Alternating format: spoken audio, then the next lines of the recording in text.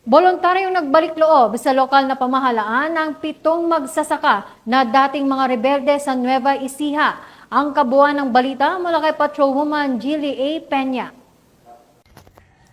Pormal na nagbalik loob sa pamahalaan ang 7 magsasaka na kinilalang mga dating rebelde sa Barangay Ligaya, Gabaldon, Nueva Ecija nito lamang ika-12 ng Setyembre taong kasalukuyan. Ang nasabing pagbabalik loob ay pinangunahan ng 1st Provincial Mobile Force Company ng Nueva Ecija Police Provincial Office sa ilalim ng pamumuno ni Police Lieutenant Colonel Wilfredo L. Velayo Jr., katuwang ang iba't ibang unit ng pulisya sa nasabing probinsya.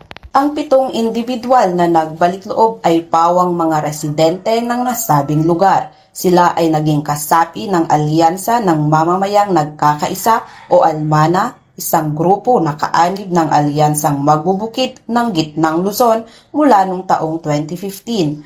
Ayon sa kanilang salaysay, sila ay na-recruit ng mga kilalang leader ng Kilusan na sina Arnie Gallardo at Tom Guevara. Sa kanilang pagbabalik loob, ipinahayag ng mga magsasaka ang kanilang taus-pusong pagsuporta sa pamahalaan at pagnanais na iwan ang kanilang mga dating kasamahan na may kaugnayan sa mga grupo ng makakaliwang kilusan. Ang hakbang na ito ay kinilala bilang isang malaking tagumpay sa patuloy na kampanya ng pamahalaan laban sa insurhensya at pagsulong ng kapayapaan sa rehiyon.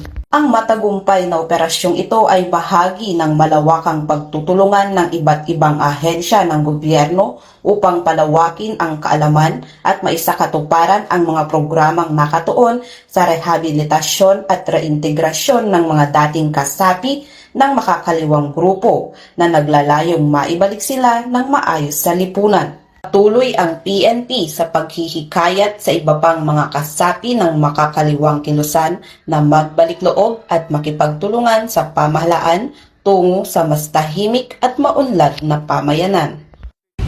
Mula dito sa Gitnang Luzon, ako ang inyong PNN Correspondent, Patrolwoman Jilly Advincula Peña, alagad ng batas, tagataguyod ng Balitang Pulis.